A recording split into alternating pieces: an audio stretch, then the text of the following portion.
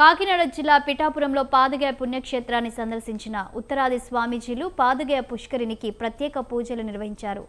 నాసిక్ నుండి గోదావరి తీరం వరకు ఆధ్యాత్మిక యాత్ర చేపట్టిన స్వామీజీలు గోదావరి తీర ప్రాంతాల్లో పర్యటిస్తున్నట్లు తెలిపారు. ఆధ్యాత్మిక పర్యటనలో భాగంగా పిఠాపురం చేరుకున్న 300 మంది స్వామీజీలు కుకుటేశ్వర స్వామి సన్నిధిలో శివనామ స్మరణలతో ప్రత్యేక పూజలు నిర్వహించారు. इस यात्रा का उद्देश्य है गोदावरी की परिक्रमा, जो बहुत प्राचीन परंपरा से हमारे ऋषि मुनि महर्षि करते चले आ रहे हैं, कालक्रम से वह लुप्त हो गई है, वो पुनः आरंभ हो।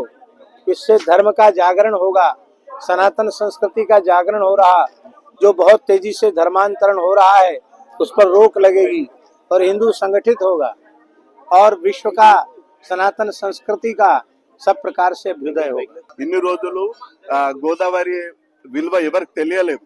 ఎందుకు అనంటే ఈ మధ్యలో మన దగ్గర హిందూ ధర్మము నశించిపోవడం వల్ల దీన్ని మళ్ళీ గోదావరి పవిత్రం తెలపడానికి మన భారతదేశంలో ఉన్న సాధు సంతులంతా వచ్చి మన గోదావరి పవిత్రత అంటే ఏంది, అసలు గోదావరి అంటే ఏంది, మనకు ఉత్తర భారత్ లో నర్మదా ప్రదక్షిణ ఎంత ముఖ్యమో మన గోదావరి కూడా అంత ముఖ్యమే అని మన భారతదేశంలో ఉన్న సాధు సంతులు అందరు వచ్చి ఈ గోదావరి ప్రదక్షిణ చేస్తుంది.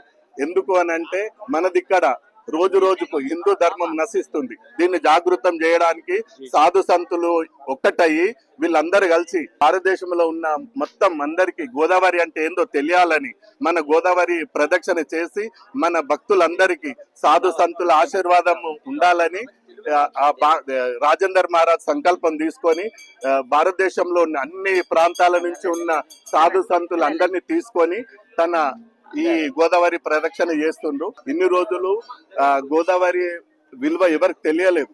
ఎందుకు అనంటే ఈ మధ్యలో మన దగ్గర హిందూ ధర్మము నశించిపోవడం వల్ల దీన్ని మళ్ళీ గోదావరి పవిత్రం తెలపడానికి మన భారతదేశంలో ఉన్న సాధు సంతులంతా వచ్చి మన గోదావరి పవిత్రత అంటే ఏంది, అసలు గోదావరి అంటే ఏంది, మనకు ఉత్తర